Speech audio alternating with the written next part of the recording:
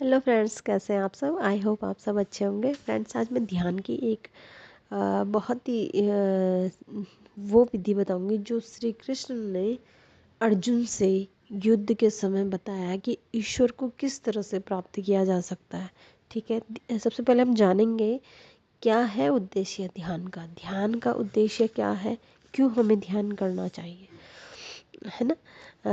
ध्यान का उद्देश्य है परमात्मा को पाना या ईश्वर को पाना या अपनी आत्मा को जानना, है ना।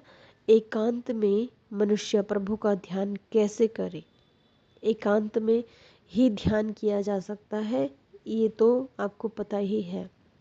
मनुष्य एकांत ही सबसे पहले अपने अंदर को देखने में सहायता करता है। जब आप एकांत में होते हैं तभी आप अपने अंदर देख पाते, अपने अंदर झांक पाते, अपनी अंदर की आत्मा के अंदर जा पाते हैं। मनुष्य का अगर अपना शरीर अपने काबू में होगा तभी आप ध्यान कर पाएंगे, नहीं तो ये सब श्री कृष्ण ने अर्जुन को बताया। ठीक है, यदि आप अपनी शरीर को काबू में कर पाते हैं तभी आप ध्यान कर पाते हैं।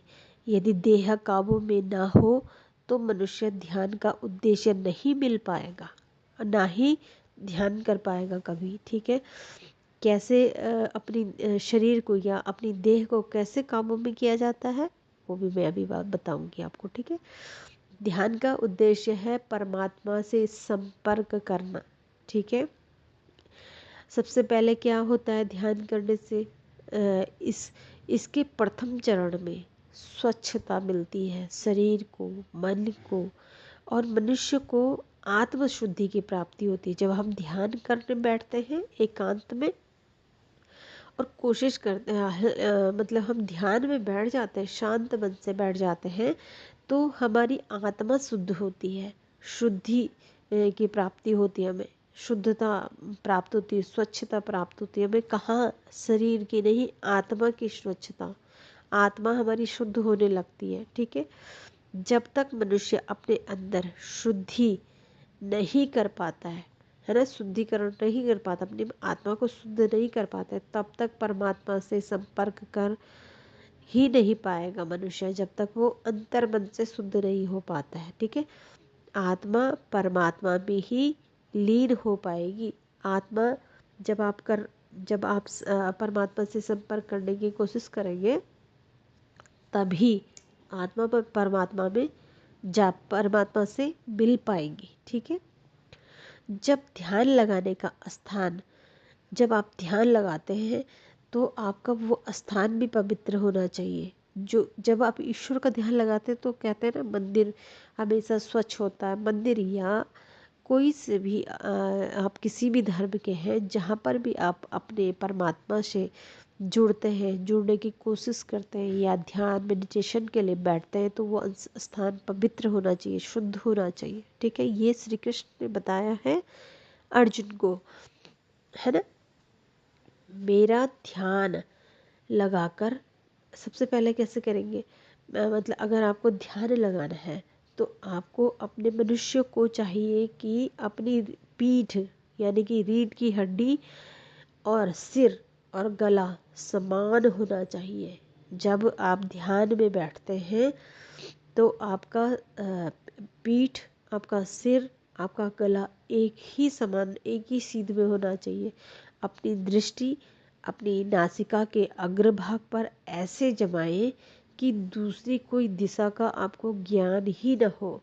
मतलब आपके जो आँखें हैं, नासिका यानी कि आपकी नाक के अग्रभाग में, है ना, पॉइंट होता है ना हमारी नाक में, तो उसके अग्रभाग में आप देखेंगे तो आपका ध्यान आपकी नासिका के अग्रभाग में ही होना चाहिए। और जब आपका ध्यान नासिका के अग्रभाग में होगा तो आपके बाकी चारों तरफ की दिशाओं में आपका ध्यान नहीं जाएगा, क्योंकि आपका ध्यान कहाँ है, नासिका के अग्रभाग पे। ठीक है, तो धीरे धीरे जब आप नासिका में देखेंगे तो आपके आसपास जो कुछ भी है आपको कुछ भी नहीं दिखाई देगा। आप कुछ भी नहीं सोचेंगे फिर, ठीक है। ऐसा करने से अपने आसपास के वातावरण से उसकी इंद्रियों का संपर्क टूट जाएगा। जो व्यक्ति ऐसा करके बैठेगा ध्यान करने के लिए, तो उसके जो आसपास कुछ भी हो रहा है, कोई भी वातावरण में कुछ भी हो रहा है, उन सब से धीरे धीरे संपर्क टूटता चला जाएगा और उसका बाहर का वातावरण बिल्कुल उसके लिए ना के बराबर हो जाएगा, ठीक है।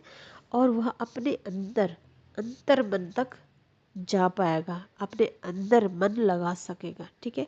ऐसा मनुष्य ईश्वर में ध्यान नहीं लगा सकेगा जो अपने जीवन में संतुलित, अपने जीवन को संतुलित नहीं कर पाता है। जीवन को किस तरह से संतुलित किया जाता है, ये तो ध्यान का तरीका मैंने आपको बताया। अब ध्यान के मैंने पहले भी काफ़ी सारे तरीके बताए हैं, सारे तरीके मिलते जुलते हैं, बस हमें क्या करना है, कुछ चीज़ें हर एक एपिसोड में थोड़ी डिफरेंट होता है फ्रेंड्स। तो आप जाने कि हमें किस किस तरीके से हमारा ध्यान लग पाता है, ठीक है। मनुष्य इतना खाए, इतना खाना खाए कि वह अपना पोषण कर सके।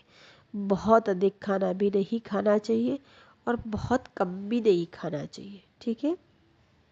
सोए भी एक लिमिट तक, सीमित समय तक ही सोना चाहिए। बहुत अधिक भी नहीं सोना चाहिए, बहुत कम भी नहीं सोना चाहिए, ठीक है।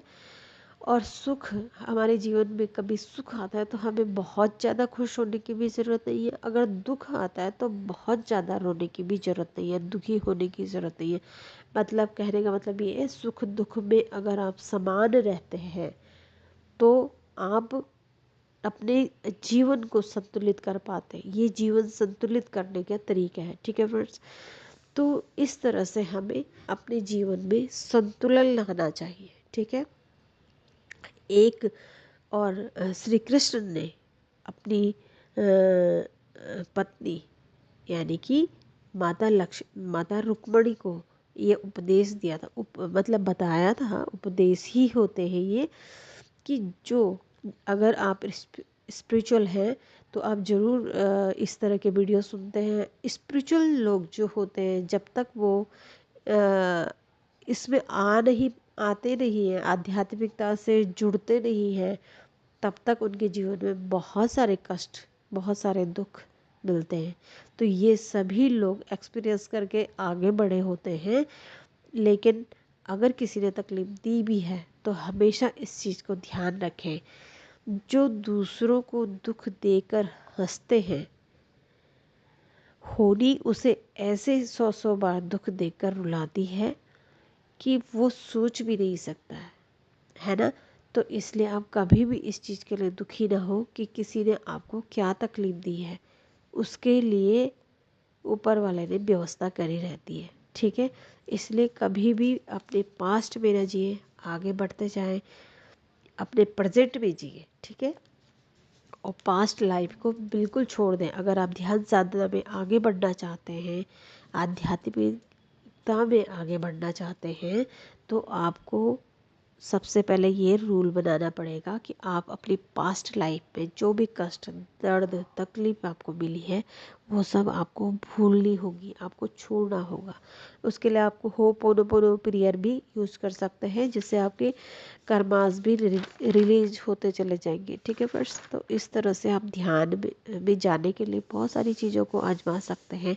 होपोनोपोनो प्रेयर है, और एक आभार व्यक्त करने की भी एक प्रार्थना होती है, जिससे आप ईश्वर का आभार व्यक्त कर सकते हैं कि आपको क्या क्या अपनी लाइफ में मिला है, क्या क्या आपको प्राप्त हुआ है अब तक। उन सब चीज़ों के लिए आभार व्यक्त करें, और सुबह से लेकर शाम तक जो भी आपके साथ अच्छा होता है, उन सभी चीज़ों के लिए आप आभार व्यक्त कर सकते हैं ईश्वर का। इससे आपकी आध्यात्मिकता में वृद्धि होगी, आपके जीवन के कष्ट खत्म होंगे, दुख खत्म होंगे, परेशानियां खत्म होंगी, ठीक है। तो आज के लिए इतना ही। Thank you so much. Like share and subscribe.